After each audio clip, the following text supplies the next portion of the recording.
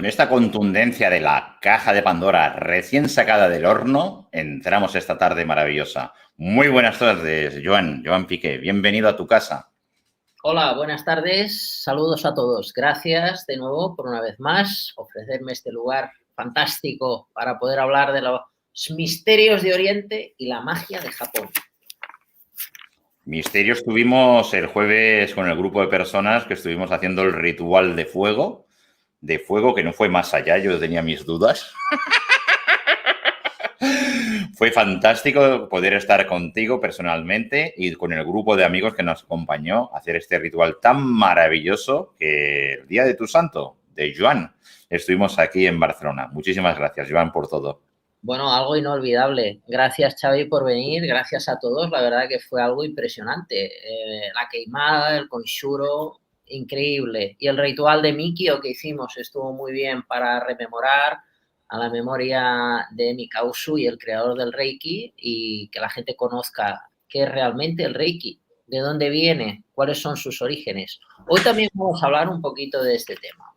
Los orígenes del Reiki a veces se remontan, para los que indagamos y tiramos del hilo, al mundo de los samuráis. Por ejemplo, el mismo Mikao Usui, como comenté en programas anteriores, viene de ancestros samuráis, o sea, es un linaje samurái. Luego describiré con más detalles qué quiere decir esta palabra, samurái. Hoy he querido, de los muchos samuráis que se mencionan cuando vamos a Japón y cuando hablamos de este fenómeno, que sin lugar a dudas tiene protagonismo, pues aparte de hablar del linaje del señor Usui, pues hablamos de otros, como por ejemplo, hay uno que me encanta, que también dedicaremos un programa, porque dicen que a este samurái llamado Yoshitsune lo entrenó el rey de los duendes. El rey de los duendes en una montaña que yo siempre menciono mucho, que es el Kuramayama, que sería el Montserrat de Japón. El Montserrat que tenemos aquí en Cataluña, donde ocurren fenómenos extraños, pues en Japón está el Kuramayama, donde muchas personas han hecho ahí un ayuno, donde se dice que se ven ovnis, que pasan cosas extrañas y vive el rey de los duendes. En esa montaña se dice que Yoshitsune, siendo niño, fue abandonado en esa montaña y entrenado por el rey de los duendes, llamado Tengu. Entonces, bueno, ahí dedicaremos otro programa, porque hoy quiero dedicarle este programa a Toyotomi Hideyoshi. Toyotomi Hideyoshi, quien fue alguien ejemplar, y por eso hemos puesto el subtítulo del poder de la fuerza de voluntad. Porque fue un hombre que tuvo que vencer grandes adversidades, un hombre que tuvo una fuerza increíble, una astucia, una inteligencia, y hoy quiero hablar de él. Quiero hablar de él porque han pasado momentos, hemos pasado, y hay gente que todavía lo está pasando, con todo lo que ha ocurrido, momentos muy duros, muy difíciles, terribles, y por eso ver a alguien en la historia que puede ser un ejemplo para nosotros, nos puede inspirar para tener esa actitud de guerrero de la luz, esa actitud correcta que nos da la fuerza de voluntad para que nuestra actitud ante las adversidades sea la correcta. Vamos a hablar quién fue Toyotomi Hideyoshi, que últimamente se ha puesto a nivel histórico, otra vez en boca de todos los que nos gusta Japón, gracias a una serie que salió no hace mucho, dedicada al mundo samurái en Netflix. Creo que fue, yo no tengo televisión, pero me pasaron un enlace y pude ver la serie entera de los samuráis, y ahí se hablaba de Toyotomi Hideyoshi. Este señor era de religión sintoísta. Ahí vemos cómo era un hombre muy espiritual, un hombre de guerra, un hombre astuto, pero con ética. Al menos al principio. Al principio era un hombre con ética. Luego quizás la guerra lo cambió. Vivió cosas muy duras, pero en sus inicios era un hombre ejemplar. Yo creo que hasta el fin, lo que pasa que luego se volvió un dictador y quiso conquistar el mundo y eso acabó con él. Pero en un principio era un hombre con un gran corazón, un hombre espiritual, de interés y de creencia sintoísta. Este señor nació en el año 2000, nació en el año 1537, el 2 de febrero de 1537, y falleció el 18 de septiembre de 1598. Falleció de anciano. Es algo extraño, porque en aquella época lo normal era que fuese asesinado, traicionado o muerto por enfermedad o por guerra. Este señor es digno de mencionar porque consiguió pacificar Japón. Cuando él era joven, era uno de sus sueños, que hubiera paz en todo Japón. En aquella época, la guerra era continua. Japón siempre vivía en guerra y uno de sus anhelos era que hubiese paz en el país. Y lo consiguió. Después de largo tiempo y mucha paciencia y fuerza de voluntad, consiguió que algo aparentemente imposible fuera real. Aparentemente imposible porque os voy a decir algo. Era de familia humilde, de familia de campesinos.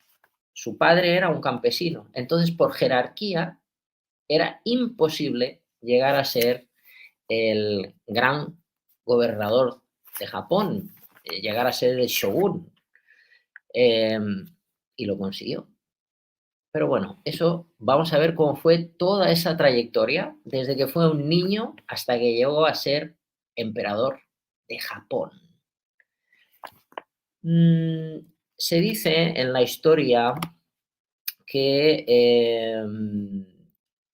él, aunque vino de familia humilde, consiguió estar hasta el fin en actividad intensa. Hasta que incluso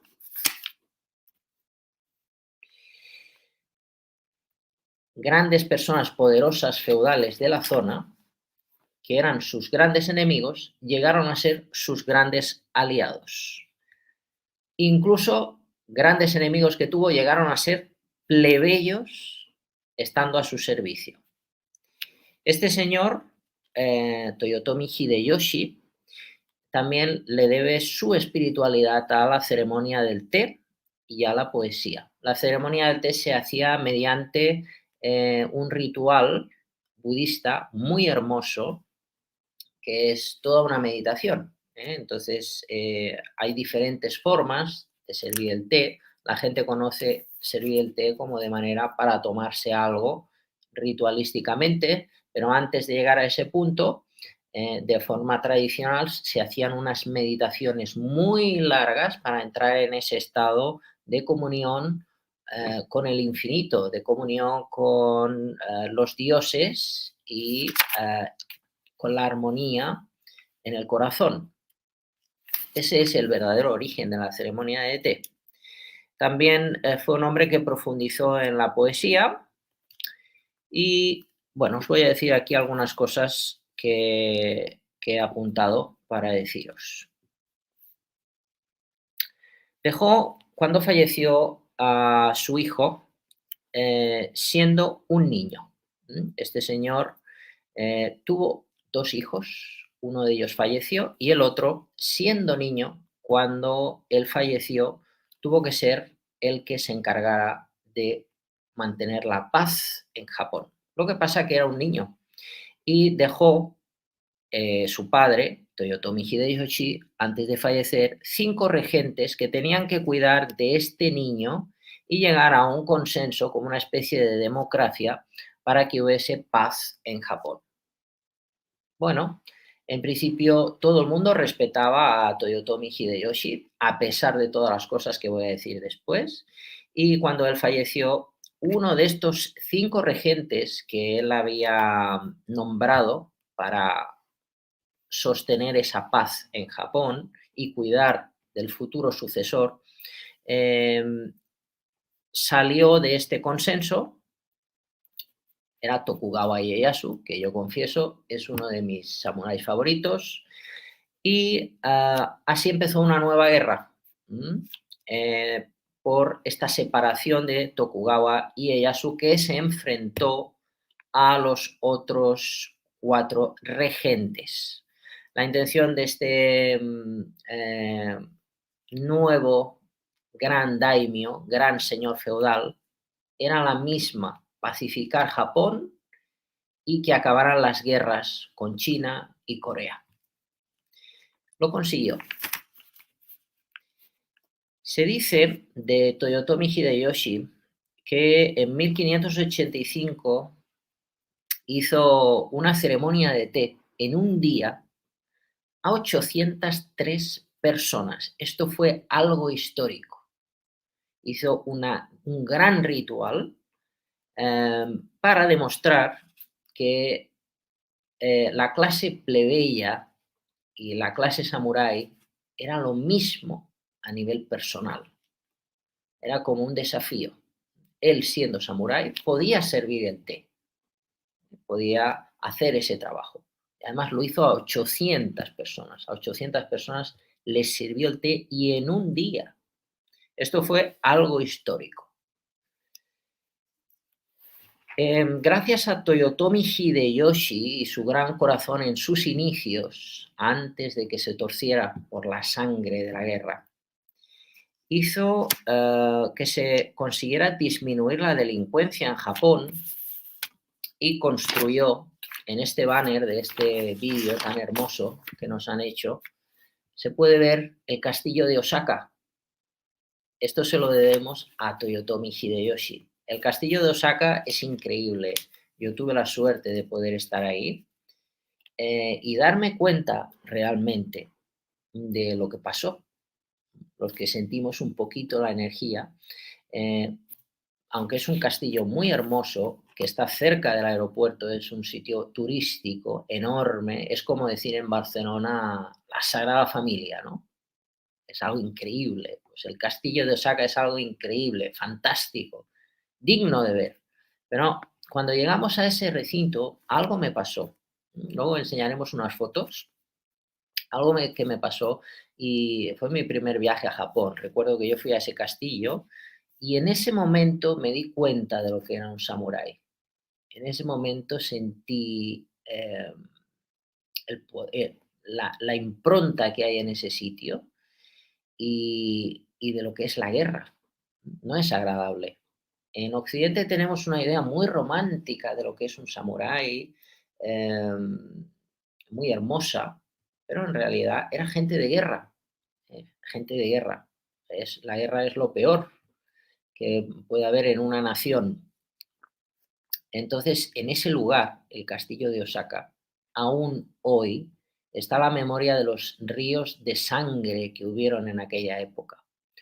Hubieron muchas guerras en ese castillo y eso aún se nota. Antes de llegar al castillo, se nota esa energía que hay en ese lugar.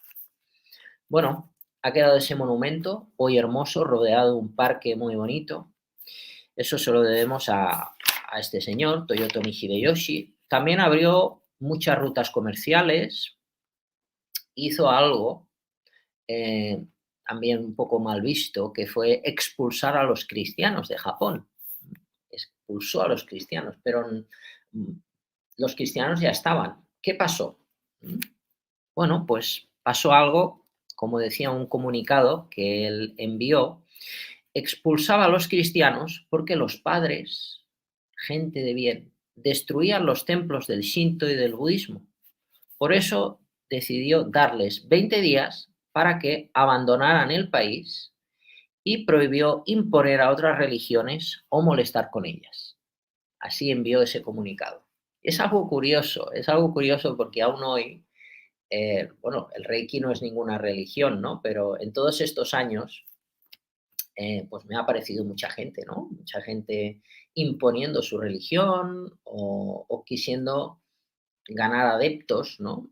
Me han venido pues muchas personas de diferentes religiones, de diferentes tradiciones místicas, esotéricas. Entonces, bueno, en aquella época pues esto también pasaba, ¿no? Es un continuo en la historia, ¿no? Que las religiones a veces son invasivas, ¿eh? A veces son como quieren monopolizar, monopolizar la figura de Dios. Y eso un poco pasó en aquella época, en el año 1500. Entonces, bueno, en principio los japoneses son de una idea de sincretismo, ¿no? De unir todo, de que convivan todas las religiones en unión. Pero en aquella época el cristianismo, ya sabéis, era eh, algo espiritual que tenía una intención de invadir y luego reinar. Entonces los japoneses se dieron cuenta de esto. Cuidado, están destruyendo nuestras religiones, el budismo, el shinto. Pero bueno, hay que echarlos. Por eso los occidentales nos hemos ido ganando muy mala fama a lo largo de todas las generaciones. Incluso se llegó a cerrar Japón por más de 200 años, casi 300 años. Japón se cerró al extranjero. Bueno, ocurrió esto anecdótico, que se lo debemos a Toyotomi Hideyoshi, que expulsara a los cristianos de Japón. Incluso otras de sus iniciativas en su periodo de reinado, que fue muy largo, fue prohibir las armas. Fue algo muy bueno, que la gente no tuviera armas. En el año 1500, prohibido las armas. Solamente pueden llevar las armas la gente militar. Y él también creó así las clases, los campesinos en el campo y los soldados en la guerra. Son diferentes clases, cada uno su oficio. Y así también pues, hizo la confección del catastro, los pesos y las medidas, creó una moneda única, incluso las primeras cárceles japonesas las creó él. Este señor dejó un gran legado cultural. Aquí vemos algunas fotos que he elegido. Por ejemplo, aquí tenemos un templo que también tuve la suerte de estar, es Patrimonio de la Humanidad, es el santuario de Itsukushima. Itsukushima es una puerta Tori. Esto viene de la religión del Shinto, que luego veremos. Es algo muy bonito. Aquí cerca de aquí hay muchos templos.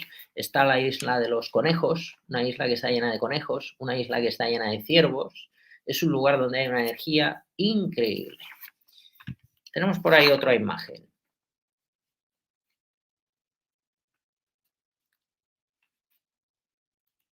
Podemos ir a la otra imagen.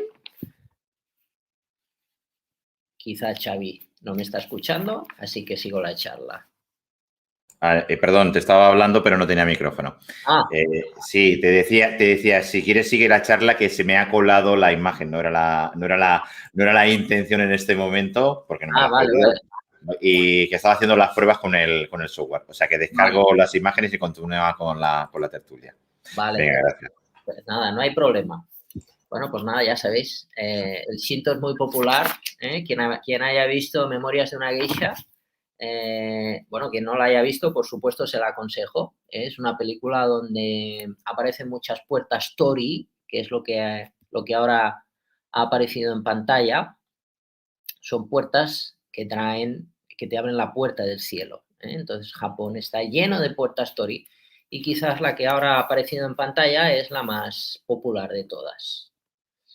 Bueno, estaba hablando del legado que este señor, Toyotomi Hideyoshi, uno de los samuráis más famosos de Japón, dejó. Su padre, recordamos, fue agricultor.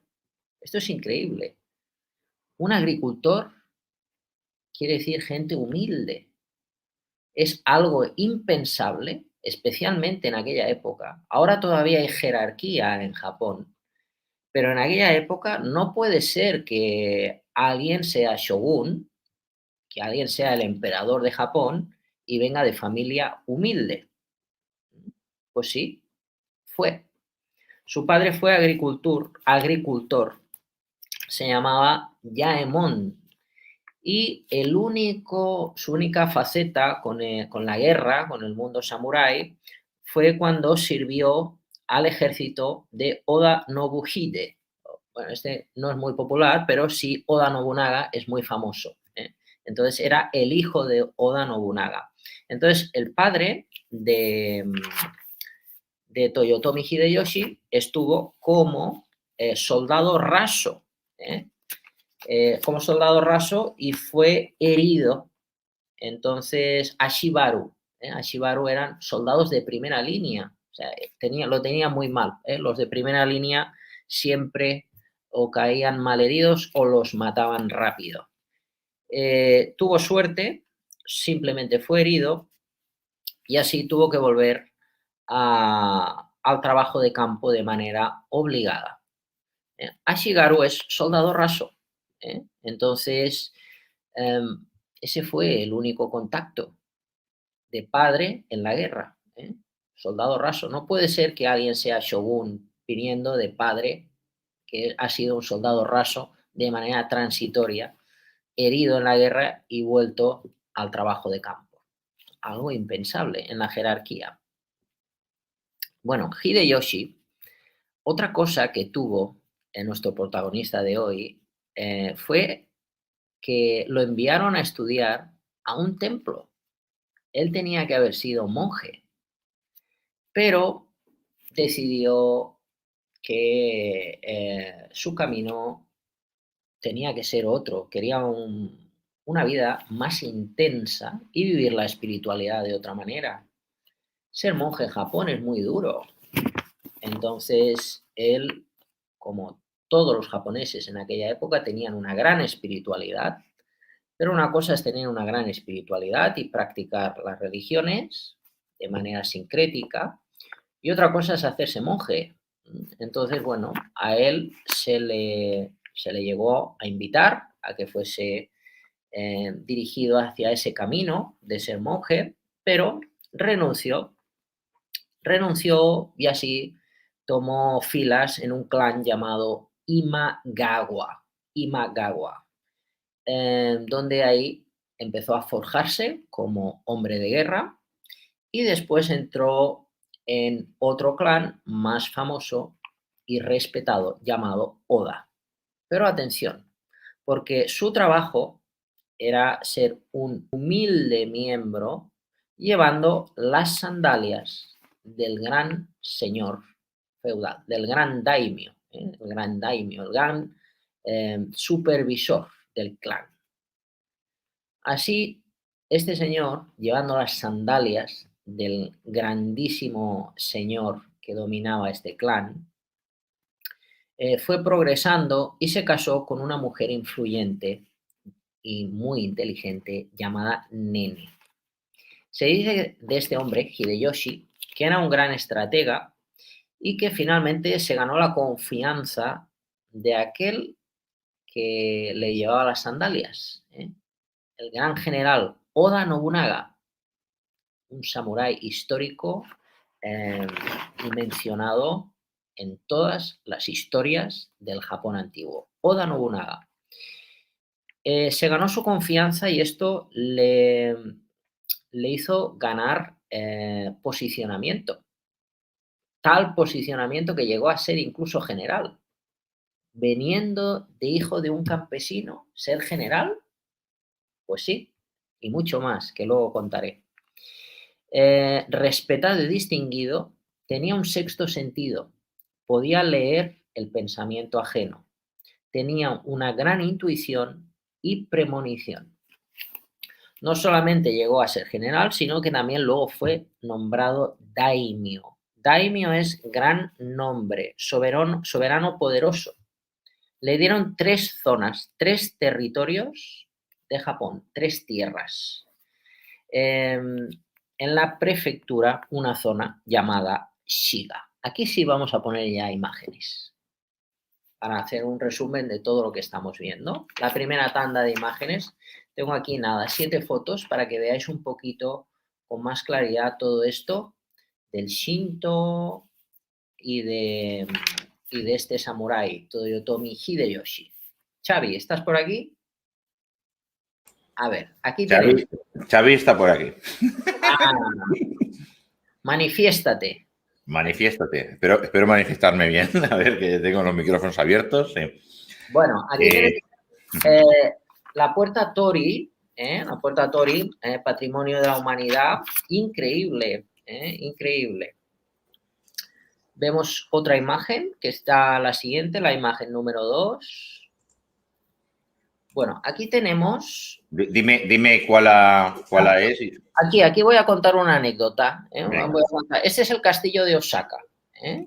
Es algo increíble, es precioso, es enorme. Aquí no se puede apreciar lo alto que es, pero es muy alto, es gigante, es algo enorme. Entonces yo recuerdo cuando fui, pasaba por este puente y había contratado a una traductora que me acompañó todo el viaje. Entonces, bueno, yo antes de llegar a esta zona, fuimos con transporte de metro japonés y me pasó algo extraño. Yo estaba muy ilusionado por ir a este castillo y de repente había algo que me impedía salir de la boca del metro. Algo extraño, había como una resistencia que me impedía. Dice, no, aquí no pasas. ¿Cómo que no paso? Si yo quiero ir al castillo. No, aquí no pasas. Y me empecé a encontrar mal. Cosa más extraña. Digo, bueno, pues me tomé ahí bebidas energéticas, me relajé un poquito, me hice Reiki. No, aquí tú no pasas. ¿Cómo que no paso? ¿No paso? Pues pasé. Y había algo, había como una barrera invisible que no me dejaba traspasar la puerta del metro a la calle, donde había como un trenecito que me llevaba al castillo. Pues qué cosa más extraña, pero sí me hace un montón de ilusión. Debe ser los calores, porque era agosto y ahí hace mucho calor. Pensé, los calores de Japón me están haciendo estragos. Y bueno, traspasé esa barrera invisible, nos montamos en ese trenecito que nos llevaba por esos jardines donde murieron miles de personas y yo no tenía ni idea de lo que había pasado ahí. Y de repente pensaréis que esto es loco, pero yo no soy de ver cosas, ¿eh? No penséis que, que veo cosas así continuamente. De vez en cuando veo algo. Y en aquel momento digo, no puede ser lo que estoy viendo. Vi un samurái encima de un caballo. Como había ahí como un guardián, ¿no? Vi un caballo y un samurái. Bueno, el calor, lo que me está haciendo el calor, pensaba. Solo vi eso, en ese momento solo vi eso. Y notaba como una presión extraña. Digo, qué raro lo que me está pasando. Me ha sentado mal la cena de ayer, pensé. Me estoy volviendo loco. Bueno, entonces llegamos a la zona antes de llegar al castillo. Se pasa como un pueblecito que está conservado al Japón antiguo y ahí se ven las marcas que habían en las puertas, que era el idioma que tenían ellos para, de manera secreta, comunicarse unos con otros, y ahí también murieron miles de personas en guerra sangrienta extrema. Bueno, nada, ya no le di importancia a la imagen esa que vi con total claridad, aunque la vi con total claridad, intenté no darle fuerza y llegamos a este punto del puente que tenemos en pantalla. Entonces mi traductora llevaba las gafas de sol y de repente se puso, en Japón es muy típico, para el calor y el sudor, secarse el sudor con una toallita, y es algo que todo el mundo lo hace. Entonces ella hacía tanta calor que se puso la toalla encima de las gafas, así. Y yo dije, hombre, mira, pareces un samurái, con las gafas de sol y la toallita aquí, y estábamos pasando el puente, y de repente alguien me da un empujón que casi me tira al suelo. Casi me tira al suelo y oigo en mi cabeza, como vuelvas a hablar mal de los samuráis tendrás tus consecuencias. Yo pensé, pero bueno, ¿qué está pasando aquí? ¿Quién me ha dicho esto? ¿De dónde ha salido esta voz? Bueno, casi me tira al suelo, ¿eh? Cuando yo le dije eso a mi traductora, riéndome de ella, diciendo que parecía un samurái con la toalla aquí, me pasó eso. Digo, bueno, esta es la bienvenida que me dan. Digo, bueno, voy a tener cuidado con lo que digo y con lo que hago. Bueno, entramos al castillo y, bueno, fuimos recorriendo y yo me empecé a encontrar mal. Bueno, me puse malísimo, no podía ni caminar. Era como una sensación extraña de peso. Bueno, me senté, digo, oye, no puedo más, vamos a sentarnos. Nos sentamos, yo y mi traductora, y me puse a hacerme Reiki. Hay una técnica de Reiki, le llaman la técnica del ombligo, que en 5 minutos te haces 1 hora de Reiki, supuestamente es así. Me hice esa técnica, a ver, con un cuarzo maestro que llevaba, y me hice la técnica y noté una luz muy grande. Y mi traductora me dijo, ay, yo también no puedo caminar, me duele mucho la espalda.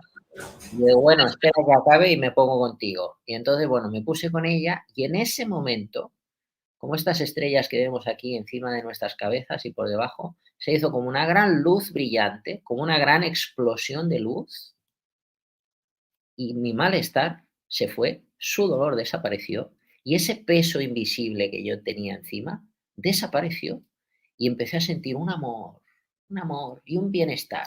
Qué cosa más rara. Había algo que que tenía encima. Por eso no querían que entrara. Algo me estaba protegiendo o algo me estaba avisando. No vayas, no vayas. El mundo invisible es algo muy extraño y ahí hay muchos espíritus en ese castillo. Así que la gente sensitiva no le aconsejo que vaya a ese lugar. El castillo de Osaka, muy hermoso, pero gente sensitiva no aconsejo que vayáis ahí. Bueno, Es muy curiosa la anécdota y bueno, para ti también fue parte de experiencia de tener esa sensación y bueno, y el respeto por los samuráis, por descontado que cuento contigo que tú lo tenías, simplemente que bueno, que fue un comentario jocoso que te dio en ese momento y punto. Pero vaya, que ni el comentario jocoso te lo permitía. no. El comentario no fue bien recibido. Por supuesto, yo lo respetaba y lo respeto al mundo samurái y tengo mucha implicación y relación con el mundo samurái, lo respeto 100%, pero claro, somos occidentales. Entonces, el mundo de los espíritus, aunque tengamos un vínculo estrecho con el mundo samurái, algunos de nosotros, no dejamos de ser occidentales que a los espíritus samuráis del Japón antiguo, algunos no les gustamos. Otros sí, afortunadamente.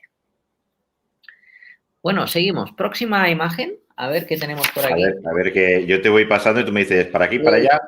Aquí tenemos una imagen muy bonita para que la gente sepa de quién estamos hablando, del protagonista de hoy, el protagonista de a quién le debemos el castillo que hemos visto antes.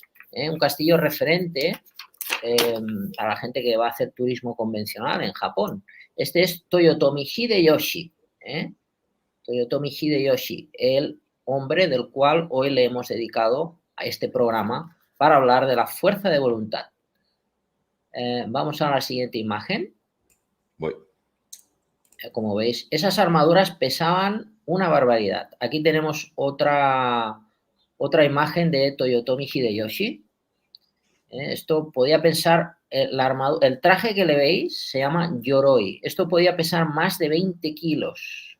Era algo muy pesado. Yo he tenido la suerte de llevarlo, no el suyo, he llevado otros. Es algo que pesa mucho. Tenían que ser hombres con una corpulencia y un cuerpo muy fuerte, muy entrenado. Vamos a ver otra imagen que he preparado. Aquí hay dos samuráis. Esta no, esta la quiero para después. Espera, voy hacia atrás, que puede que haya saltado alguna. Aquí. Estos son los que se conocen como Ashibaru. Esto era los que están en primera línea. Los Ashibaru no llegaban a ser samuráis, eran soldados rasos. Soldados rasos eran los que estaban al principio. Estos lo tenían muy mal porque eran los que estaban a primera línea de guerra y eran los primeros que caían en combate. Entonces, esto era lo que el padre de Toyotomi Hideyoshi se tuvo que enfrentar, estar en primera línea, algo durísimo. Tengo otra imagen por ahí para que veáis lo que llevaban puesto, porque aquí está muy hermoso Es muy bonito esta imagen, pero realmente vais a ver lo que es esta armadura. Vamos a la otra imagen que hay. Voy para atrás, pues esta es. Me imagino Esto, la que querías enseñar. esto es la armadura que llevaba, es una armadura, no es muy ostentosa, es una armadura de Ashibaru, es una armadura simple. Hay otras armaduras muy complejas, entonces esto ya pesa una barbaridad, ¿eh? Es muy pesado. Entonces imagínate, bajo el sol, con las armas, con el miedo. Entonces, es una armadura original de Ashibaru. Y esto también las he podido ver. Y fijaos esto dónde se guardaba. Tengo ahí otra imagen para que Sí, veáis. un momento. Esto es un tesoro. Esto se guarda en unas cajas que tú piensas, pero madre mía, ¿cómo puede caber esto en la caja? Porque muchos de nosotros en un momento dado hemos pensado, esto yo lo quiero tener en mi casa. ¿Eh? Pero al final yo no he llegado a tener, porque algunas de ellas vienen con compañía. ¿Eh? Claro. Lo he pensado, digo. No es, no es un objeto de decoración, no, no, cuidado, que esto no es un objeto de decoración, esto tiene memoria, ¿eh? Tiene memoria, esto ha estado en la guerra, esto lo ha llevado gente que ha sufrido, que ha matado o que lo han matado a él. ¿Eh? He llegado a ver incluso a veces algunas con manchas de sangre, o sea, entonces finalmente digo, no, mejor tener un Buda en casa y respetar estas cosas, y finalmente este tipo de antigüedades que a mí me encantan las antigüedades. Mira, aquí esta es una antigüedad, ¿eh? Pero es una antigüedad bonita, buena, que trae buenas energías. Esto ha estado en un altar, en una casa, en Japón, y esto ha sido rezado. Entonces, ese es el dios de la prosperidad y la abundancia. Entonces, esto sí que es bueno tenerlo como antigüedad, porque ha estado rezado y tiene una energía y desprende una energía. Pero una armadura samurái, cuidado, o un arma que ha estado en la guerra. Aquí en estas cajas, que no son muy grandes, se ponía todo el yoroi, toda la armadura cabía en esa cajita, ¿eh? Sería como una maleta de la época. Entonces el hombre tenía que cargar con eso. Ese era como el petate, ¿no? El petate donde está todos los utensilios para ir a la guerra, ¿eh? O parte de ellos. Pues aquí era como el petate, donde tienes toda la ropa militar para cuando vayas a la guerra.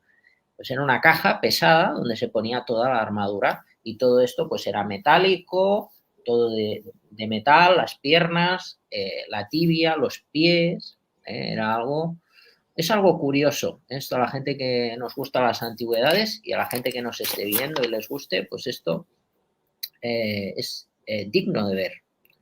Bueno, creo que ya en esta primera parte de imágenes Sí. ya lo hemos visto todo. Voy a seguir con la teoría.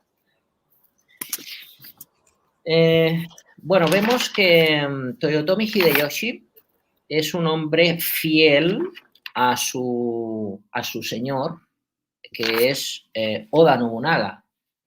Toyotomi Hideyoshi, recordamos, empezó llevando las sandalias de Oda Nobunaga. O sea, más humilde no se puede ser, llevando unas sandalias. Claro, lo más raso, lo más humilde que podía ser. Pero llevar las sandalias de este gran señor, pues consiguió con los años ganarse su confianza y que este gran señor le nombrara daimyo, lo más honorífico posible. Oda Nobunaga, admirado por él, o sea, esto era como su padre, ¿eh? Oda Nobunaga era como el padre de Toyotomi Hideyoshi. En 1582 es asesinado Oda Nobunaga. Toyotomi Hideyoshi, el protagonista de la historia de hoy, empieza tácticas de negociación para traer la paz y vengar a su señor. Crea alianzas y así consigue ir a la guerra, vencer a su señor. Esto era algo muy del espíritu samurái. Y traer la paz a Japón. Esto para Hideyoshi, como para Oda Nobunaga, era importante, que los periodos de guerra que habían estado continuamente en la historia de Japón terminaran, unificar Japón para traer paz, que acabaran las guerras. Esto se encontró una carta, incluso escrita, que Hideyoshi escribió de manera íntima. Su intención era traer paz, no conquistar el mundo y conquistar China, conquistar Corea, eso fue después. En un principio él tenía un corazón puro y ese corazón puro se lo dio sus creencias espirituales. La meditación, la ética. La ética se la daba el Tao, el taoísmo, el sintoísmo. Astutamente, como comentaba, consiguió también un gran título, no uno, unos cuantos, pero consiguió un gran título político a pesar de ser de familia de agricultores. Uno de ellos se llamaba Nai Daijin. Esto era algo impensable, porque él, aunque era daimyo, venía de padres campesinos. Esto no podía ser. Pero él se las ingenió y consiguió este título, algo muy honorífico que le ayudaba a tener más poder político y mejorar sus alianzas. Por eso era importante este nombramiento. Incluso fue tan inteligente que sometió a algunos, que también hablaremos de ello en otro programa, que eran los guerreros monje. Los guerreros monje eran los Yamabushi. Sometió a los guerreros Yamabushi y se enfrentó a ellos en una isla también muy bonita que es Shikoku. Shikoku es popular porque hay como una ruta que es como el Camino de Santiago versión japonesa, donde hay 88 templos. Eso le llaman Shikoku 88. Haciendo esa ruta, una persona se prepara para morir y recibir la iluminación en el más allá. Es esa creencia del Mikyo. Bueno, no solamente consiguió este título, sino que él quería ser shogun. Shogun es lo más, lo máximo. Es emperador de todo Japón. Y no le salió bien la jugada de entrada. Lo rechazaron, por eso que decimos, ¿no? Las clases sociales, lo que yo decía al principio, somos occidentales. O incluso en este mundo de Occidente, a veces me he encontrado con que algunos de nosotros, como no tenemos soportes familiares en algunos temas o soportes de X, pues en algunos círculos hemos sido rechazados. Increíble, ¿no?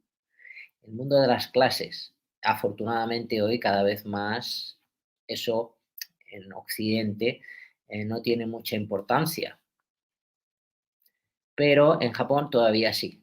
¿eh? La jerarquía a todos los niveles. En aquella época mucho más. Incluso él, que era un hombre muy listo, tuvo que soportar que le dijeran, usted no puede ser shogun porque viene del linaje de campesinos. Aún así, se las ingenió y consiguió que fuese sido adoptado como una familia prestigiosa y así ganara ese título que le daba más poder y mayor influencia. Y le entregaron el título de regente imperial. Pudo ser shogun a su manera. Se adaptó todo de tal manera para que él fuese respetado y consiguiese ese título que tanto anhelaba, que le daba el poder para pacificar todo Japón. Le daba la influencia para que consiguiese su sueño. Así incluso se convirtió en un estudioso, pasó de ser un hombre de guerra durante una época a un hombre culto. Se cultivó en la poesía, en el arte, en el budismo, en la ceremonia del té, profundizó en las religiones. Eso fue un tiempo, hasta que finalmente, cuando consiguió pacificar Japón, que ese era su sueño de siempre, tristemente, pues parece que le gustaba mucho el alcohol y se encontró con un problema. Japón era una sociedad, en gran parte, de guerra y ya no había una guerra en la que luchar. los hombres estaban deseosos y no sabían hacer otra cosa que luchar. Y entonces se encontró con ese problema. Tenía gente de guerra y no había con quién combatir, porque estaban todos en paz. Entonces, quizá por unas malas influencias, yo pienso, decidió que quizás era buena idea empezar a ampliar Japón. Y así quiso conquistar Corea y después de Corea venía China. Y así sus intenciones eran conquistar el mundo. Le salió mal, afortunadamente. Le salió mal, porque ahí fue una época terrible en las que se hicieron grandes carnicerías. Tristemente, un hombre que quiso traer la paz a Japón y lo consiguió, luego perdió la cabeza.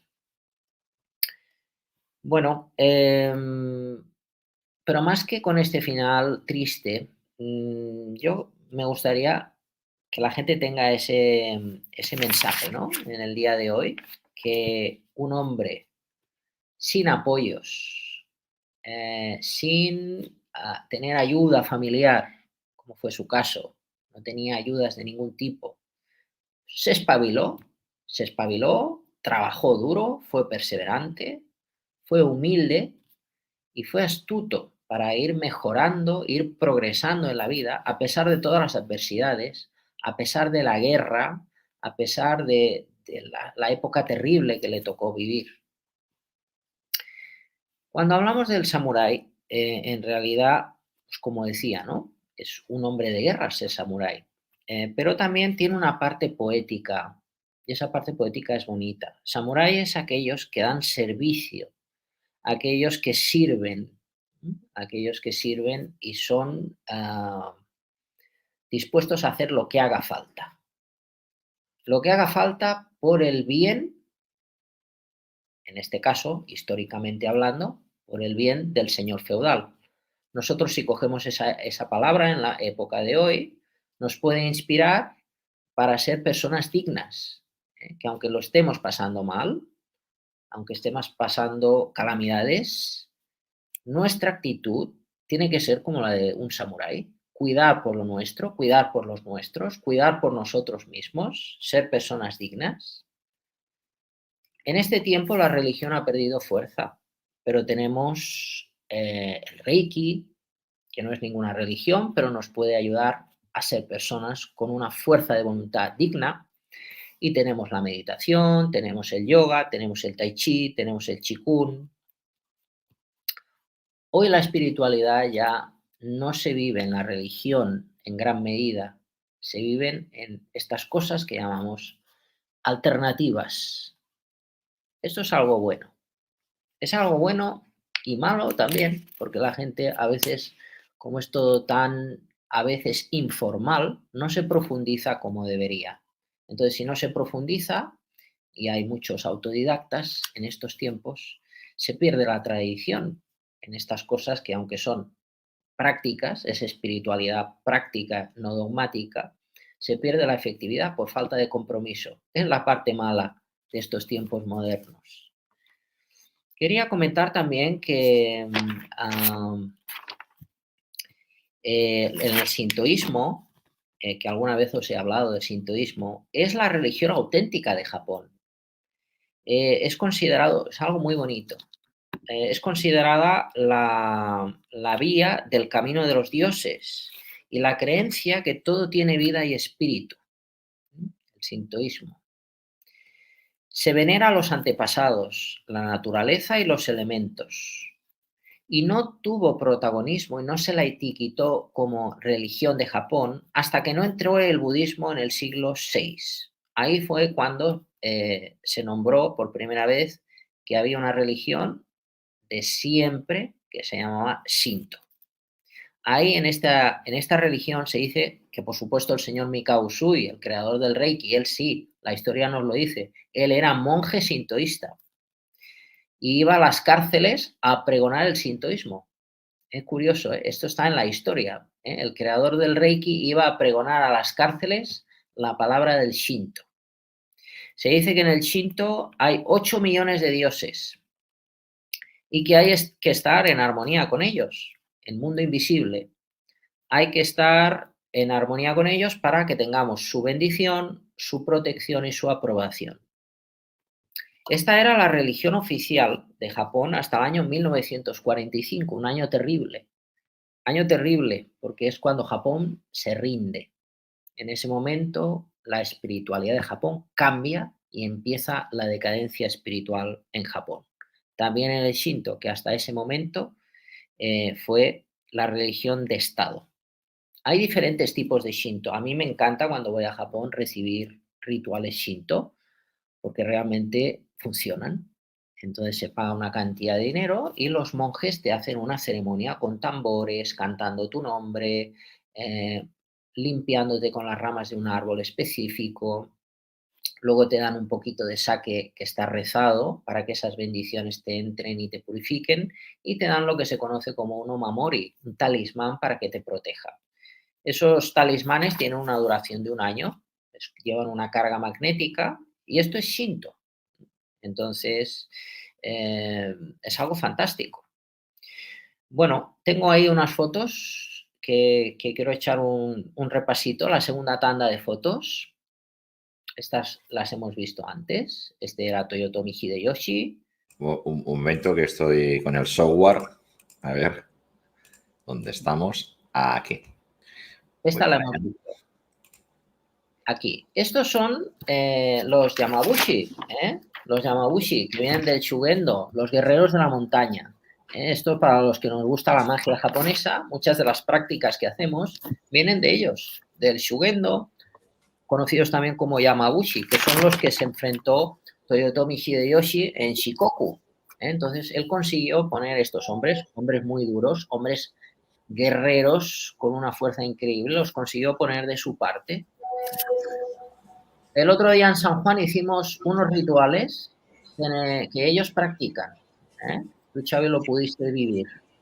Los rituales de Nikkyo, que decimos, Nikkyo se conoce como budismo esotérico japonés, vienen también de esta línea, Yamabushi. Vamos a pasar a la siguiente imagen. A ver. Bueno, esto es el asedio que ya os podéis ver, ¿no? Si imagínate que estás tú en tu casa tan tranquilamente y de repente invaden tu casa. Fue un poco lo que le pasó a Oda Nobunaga. Esto fue el incidente cuando le atacaron y lo asesinaron. Entonces, esto se habla mucho, fue el incidente que causó el asesinato de Oda Nobunaga y lo que hizo ascender a Toyotomi Hideyoshi al poder.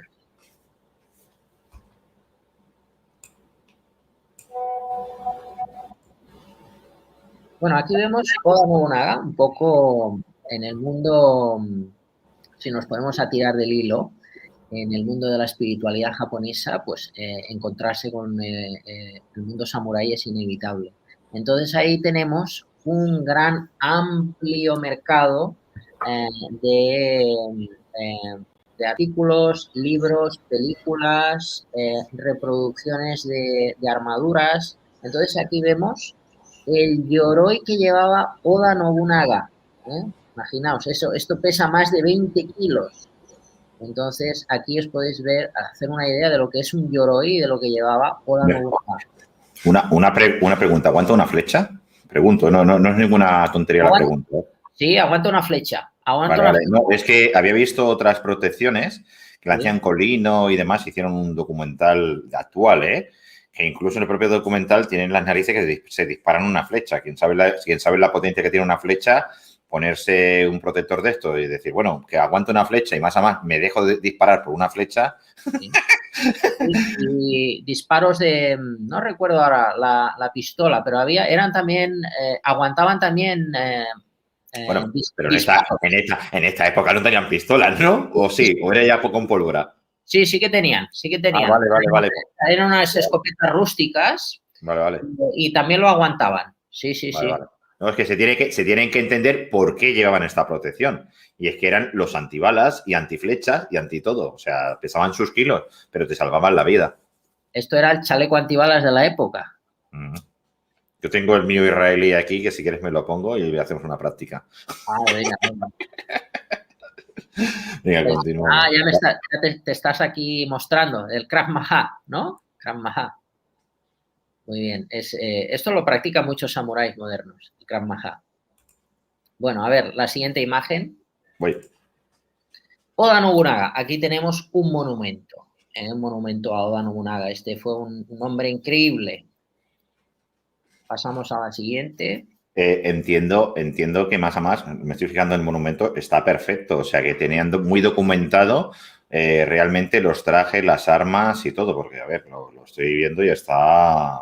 Incluso un detalle que no me había dado cuenta cuando te he enviado la imagen. Vamos a ver qué lleva en su mano derecha. Por favor, a ver si puedes ampliar. Sí, se puede.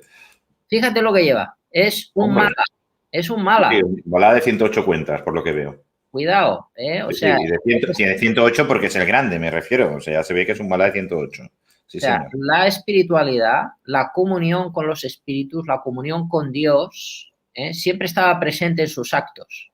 O sea, él estaba guiado por los dioses y su espiritualidad lo guiaba en sus actos, aunque fuese un hombre de guerra. Vale. A ver. Tenemos otra imagen por ahí. Creo que esta es la última. Esta es la imagen de Oda Nobunaga, la imagen real, un hombre admirado. Le debemos un poco a Toyotomi Hideyoshi también, que Oda Nobunaga también su intención era pacificar Japón. Entonces no lo pudo hacer porque fue asesinado, pero su sucesor Toyotomi Hideyoshi lo consiguió. Y luego Tokugawa Ieyasu, después de Toyotomi Hideyoshi, también fue el que acabó con las guerras de Corea y China e hizo que las tropas japonesas volvieran al país y que se acabara el infierno de la guerra. Entonces fue una serie de personas ejemplares que partieron desde Oda Nobunaga, que es el que tenemos aquí en imagen real. Él fue el que tuvo el primer impulso de que se acabe la guerra en Japón. Nos estamos matando unos a otros, no tiene sentido esto. Entonces este fue uno de los que empezó esa lucha para que acabara la guerra. Bien, pues ya el mensaje final que tengo pues es esto, recordar la voluntad. La voluntad es la actitud de mejorar la conducta ante las adversidades y esto se puede mejorar, como hemos visto, con la espiritualidad. Hablando de espiritualidad y demás, te presento, me parece que os conocéis, o por lo menos ya saben, Sandra Sogas. Hola, Joan. Hola, Sandra, un gusto verte por aquí de nuevo. Igualmente. Los caminos se nos unen. Tú también tienes mucho que ver con Japón, yo lo sé. Sí, también. Pues explicar vuestra historia ahora que estamos aquí en intimidad. El espíritu de Japón está muy cerca de Sandra. Explicar, que esto lo quiero saber. Ella siempre cuenta de nosotros, pues ahora que cuente de ella. Venga, explica, Sandra. Sí, nos conocimos ya hace años, sí. En una feria y después me faltaba hacer el Reiki tibetano, ¿no? Y lo terminé con Joan. Como ya empecé medicina tibetana, pues fue muy curioso, ¿no? En la feria, enseguida nos pusimos a hablar, ¿no? Y es que Japón siempre me ha encantado, Japón. O sea que yo tengo una sinergia con vosotros dos y vosotros dos lo tenéis entre vosotros. Esto es curiosísimo, ¿eh? Sí. No es casualidad, yo desconocía que vosotros dos teníais esta sinergia. Que no hay tanta gente en Caja de Pandora Weekend, quiero decir que es súper curioso. No, conozco la historia que ha estado explicando. Además, en Netflix ahora hay una serie muy, muy bonita que explica la historia de Japón. Sí, la recomiendo. Sí. Bueno, pues nada, gracias Xavi, gracias Sandra. Gracias a todos por escucharnos una vez más en este fantástico programa. Seguimos para otra ocasión. Venga, pues yo como cortamos tu programa, aunque haya intervenido ahora Sandra, voy a poner el cartelito del final, hacemos el saludo final, pongo el cartelito y así podremos cortar en el punto óptimo y realizar, dijéramos, lo que realizamos de subir independientemente en tu caso especial. Espérate un momento, que me prepare el cartelito final, en este caso para Joan Piqué. Vale, ya lo tengo preparado. Pues nada, Joan, si quieres despedirte y yo también. Bien, bueno, pues concluimos aquí el programa de hoy. Gracias a todos por estar aquí una semana más para escuchar los misterios del Japón ancestral, del país del dragón. Por cierto, se llama país del dragón porque si os fijáis en la forma que tiene Japón, es como la forma de un dragón. Por eso le llaman el país del dragón. Un nombre muy hermoso porque también ahí el concepto de ángeles no existe. Ahí hay dragones. Como en Occidente están los ángeles, pues en Japón tenemos los dragones. Bueno, Xavi, yo no sé si puedo decir que el 3 de julio voy a hacer un curso de Reiki para animales. Sí, por favor, puedes decirlo. Y es más, en el momento que me pases la nota, yo cuando suba el vídeo dependiente te lo voy a poner para que puedan llamar y clicar directamente. No hay ningún problema. Aquí estamos para hacer las sinergias en ida y venida, sin ningún problema. Pues queda dicho. Este 3 de julio, por primera vez de manera pública, voy a dar un curso de Reiki para animales, un curso oficial. ¿Curso oficial por qué? Porque lo aprendí en un instituto de Tokio, en el que pude hacer ese curso oficial de Reiki para animales. Ese instituto, por cuestiones del terremoto, desapareció, el terremoto que hubo no hace muchos años, porque era una planta alta y bueno, pues yo tuve la suerte en el año 2009 de conocer este curso, de poder hacer el instructorado de Reiki para animales. Entonces solo había un pequeño inconveniente. Esos 2 manuales que me dieron y me dieron permiso para hacer uso de ello, estaba todo en japonés, había que traducirlo. Ahora ya está traducido, ya está maquetado y por primera vez el 3 de julio de manera pública haré este curso presencial, solo presencial, en Barcelona. Y el 30 de septiembre, con la magia de Oriente, haremos un curso. Indica tu, aunque sea en audio, luego ya lo escribo, indica tu número de teléfono, el correo electrónico de contacto para que lo escuchen y lo apunten, porque siempre pueden tirar el vídeo hacia atrás y volver a tomar nota, donde se tenga que poner en contacto contigo para quien no te conozca.